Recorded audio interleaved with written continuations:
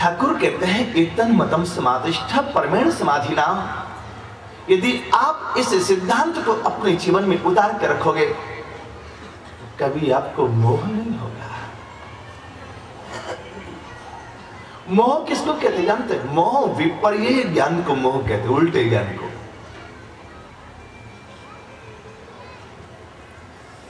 और मोह सकल व्याधि कर मूला एहिते पुनि उपजई बहुसूला। चतुश्लोकी भागवत का उपदेश करके ठाकुर अंतर्धान हुए हैं। यही जिज्ञासा श्री विदुर जी ने मैत्री जी से हरिद्वार में की है। आप लोग ध्यान से सुनेंगे। मैत्री जी ने विदुर जी को यही सारी बातें बताई जो इतनी देर में हमने कही।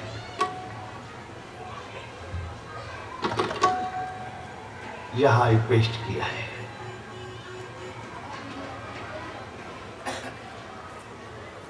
क्या बताएं, कम वक्त लोग हैं ना हम लोग, ज्यादा वक्त नहीं है इसलिए कट पेस्ट से कम चलाना पड़ता है।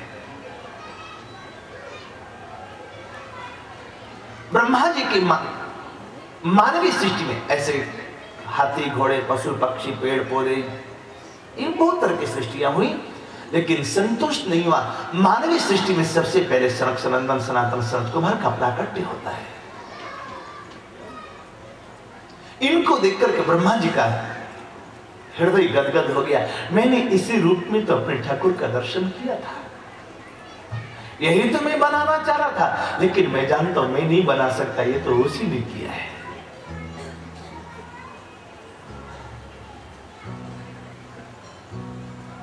दस मानस, इसके बाद इनको सृष्टि विस्तार की आज्ञा की, मना कर दिया।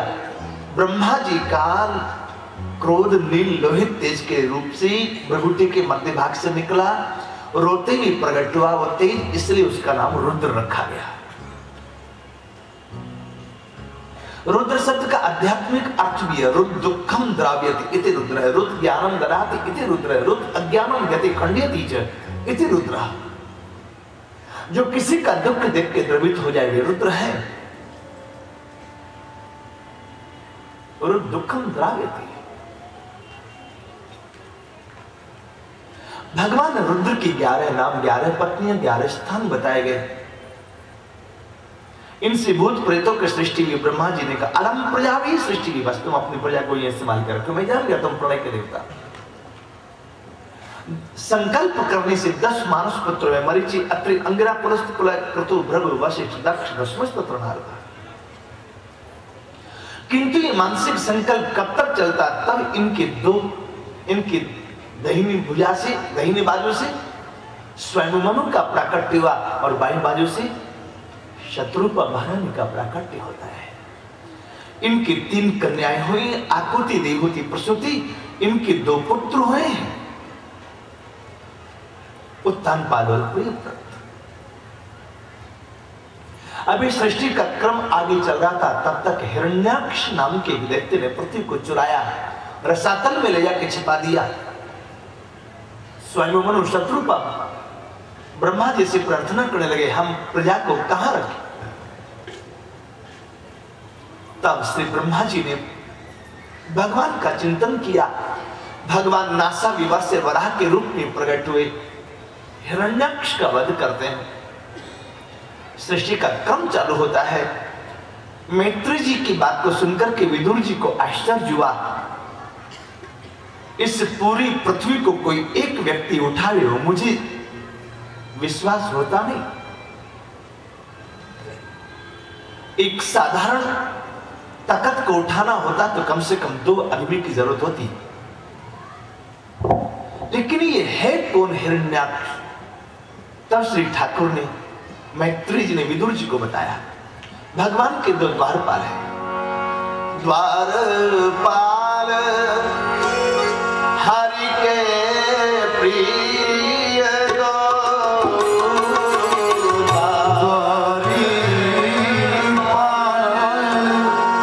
हरि के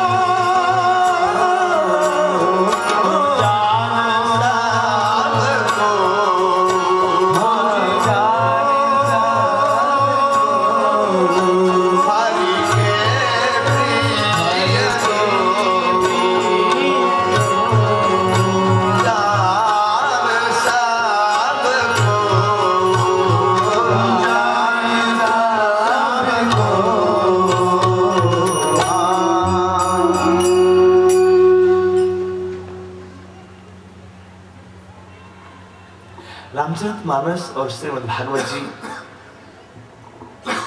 ये दोनों एक दूसरे का पूरक ग्रंथ है।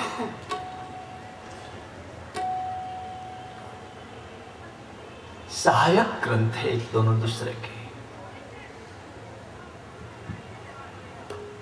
फर्क कितना है, श्रीमद् भागवत जी में संस्कृत में है, रामचरितमानस में हिंदी में है। आप सब लोग रामचरितमानस की कथा भी बहुत बार सुने, पारायण भी करते हैं, घर घर में रामचरितमानस आपके है। इसलिए मानस जी की पंक्ति उद्धृत करते हैं जिससे आप लोगों को समझने में सुविधा रहे।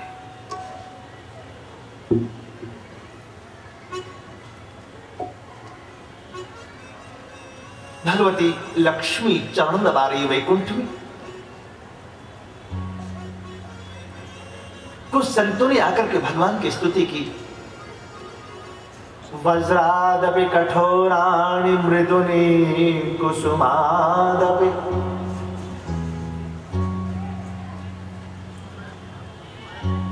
आप वज्र से अधिक कठोर भी हैं, आप कुसुम से अधिक कोमल भी हैं। कुल से चाय कठोर अति। वज्र एक उपमा के रूप में दी गई जो अंश मात्र है। बाकी कितने कठोर है, कितने कोमल है, इसकी कोई नाप नहीं है। लक्ष्मी जी चरण दबाती थी तो उन्होंने विचार किया कि हाँ कोमल तो है, पर कठोरता कभी देखती तब जानती। ठाकुर ने कहा लक्ष्मी मान लो मैं कठोर भी हूं, संतों की वाणी मिथ्या नहीं होती। लक्ष्मी ने कहा ऐसे मान लो कोई अनपढ़ एरुगरो न तो करो। जब तक आंखों से देखो नहीं तब तक मानो कैसे। संसार में तीन व्यक्ति को समझाना बड़ा मुश्किल है। एक अपने मित्र को समझाना बड़ा मुश्किल है, एक अपने पड़ोसी को समझाना बहुत मुश्किल है। ठाकुर जी ने कंस को मारा तो मनसुखा को पूछा कैसा रहा दाव। मनसुखा ने कहा चुप कर, दाव दाव करता है। इतने दाव हमने तुमको सिखाए, एक भी याद नहीं रहा तेरे को। अरे धोबिया पछाड़ लगाता ना। ठाकुर जी ने कहा ये कौन सा होता है। मनसुखा ने चलते चलते कन्हैया के टंगड़ी में टंगड़ी भिड़ाई, ठाकुर जी गिर पड़े, बोले ये है धोबिया पछाड़ देख।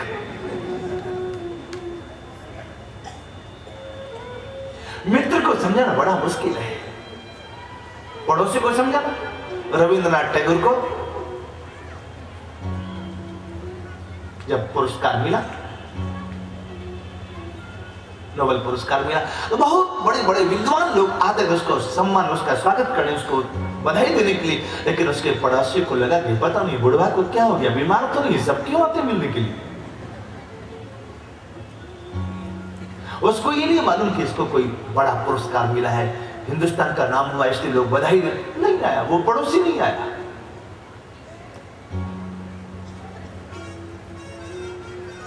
मित्र को समझाना मुश्किल है, पड़ोसी को समझाना मुश्किल है, एक और कोई हम भूल रहे हैं। आप लोग हंस के और इसका मतलब आप लोगों को, आप लोग भुक्तभोगी हैं। चलो यदि आपको भी कभी लगे ऐसा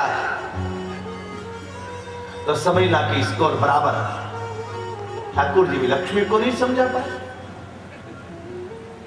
हमारा भी स्कोर बराबर है, हो गया। शंकर जी सत्य को समझा पाए, मज्जा पीर मानी। शंकर जी ने कहा मेरे परमात्मा है, प्रणाम कर, मानी।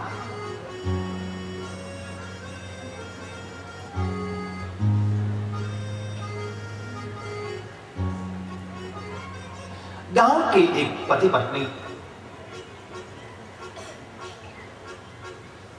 नई नई ट्रेन चली थी उस समय पर, तो पत्नी ने पति से कहा कि मेरे को एक बार ट्रेन देखने का है। पति ने कहा क्या दरकार है तेरे को ट्रेन देखने का, तेरे को क्या करना है, विदेश जाना है? तो पत्नी ने कहा कि दिखाता है कि मैं जाऊं।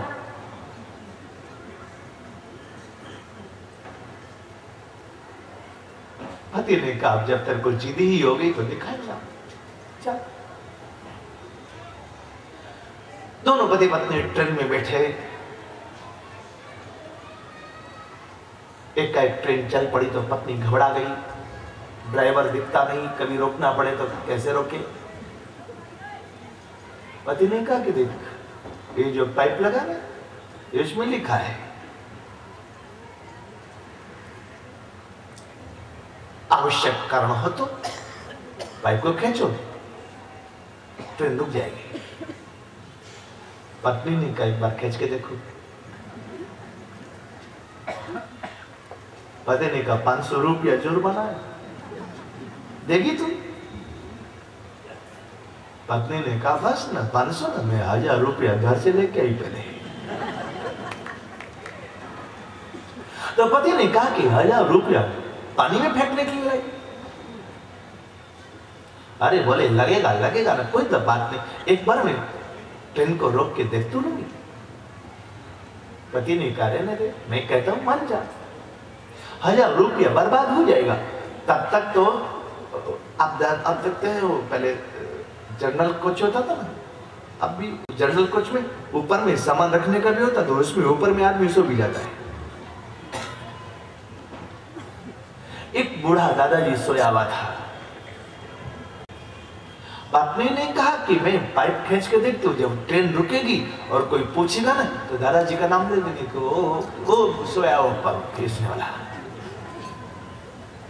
बूढ़ा दादाजी नींद में नहीं था, उसने सारी बात सुनी थी। जैसे ही चैन खींची, ट्रेन रुकी, गाड़ी सब दौड़े दौड़े आए